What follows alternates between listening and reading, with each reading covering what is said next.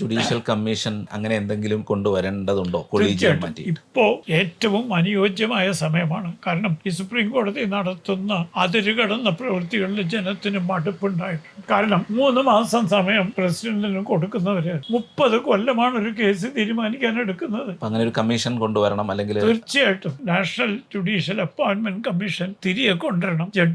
ജഡ്ജിമാരെ നിയമിക്കുന്ന ഏർപ്പാട് ലോകത്തിൽ ഒരു പരിഷ്കൃത രാജ്യത്തും ഇല്ല. അത് ഉടനെ നിർത്തണം. അല്ലെങ്കിൽ ഇപ്പൊ തന്നെ 40% ബന്ധുക്കളാണ്. ഇയാൾക്ക് ഒരു കിൻ സിൻഡ്രോം എന്ന് വിളിച്ചത് അതിനെ കുറിച്ചാണ്. ഭാവിയിൽ ഒരു ജുഡീഷ്യൽ സിസ്റ്റവും ജനാധിപത്യ അല്ലെങ്കിൽ പാർലമെന്റും തമ്മിൽ ഒരു തർക്കത്തിലേക്ക് പോകുമെന്നാണോ അങ്ങ് കരുതുന്നത്? ഞാൻ മനസ്സിലാക്കുന്നത് മോദി ഗവൺമെന്റിന്റെ നയമനുസരിച്ച് ജുഡീഷ്യറിയുമായി ഏറ്റുമുട്ടൽ വേണ്ട എന്ന ഒരു മൃദു സമീപനമാണ്. ഇതിലും വലിയ ഭൂരിപക്ഷം കിട്ടിയപ്പോഴും ജുഡീഷ്യറിയായിട്ട് ഏറ്റുമുട്ടാൻ ഒരിക്കലും തയ്യാറായിട്ടില്ല. സുപ്രീം കോടതി കർക്കശമായ ഭാഷ ഉപയോഗിച്ചാൽ ഉടനെ അനുവദിച്ചു കൊടുക്കും. അത് ബലഹീനതയായിട്ട് കണക്കാക്കിയിട്ടാണ് ഇപ്പൊ ചില ജഡ്ജിമാര് മോശം ഭാഷ പറയണം, ധിക്കാരം കാണിക്കുന്നത്. അതൊരിക്കലും നമ്മുടെ ജനാധിപത്യത്തിന് നന്നായിരിക്കില്ല. കാരണം 2 ജഡ്ജിമാരിരുന്ന് 100 കോടി ജനങ്ങളുടെ മനസ്സും ആഗ്രഹങ്ങളും ആശയങ്ങളും പ്രവർത്തനശീലിയും മാറ്റുക എന്നുള്ളത് 100% ജനാധിപത്യ വിരുദ്ധമാണ്. നമ്മുടെ ജനാധിപത്യ സംവിധാനത്തിന്റെ ഏറ്റവും വലിയ ശക്തി ജനങ്ങളുടെ പരമാധികാരം. അപ്പോൾ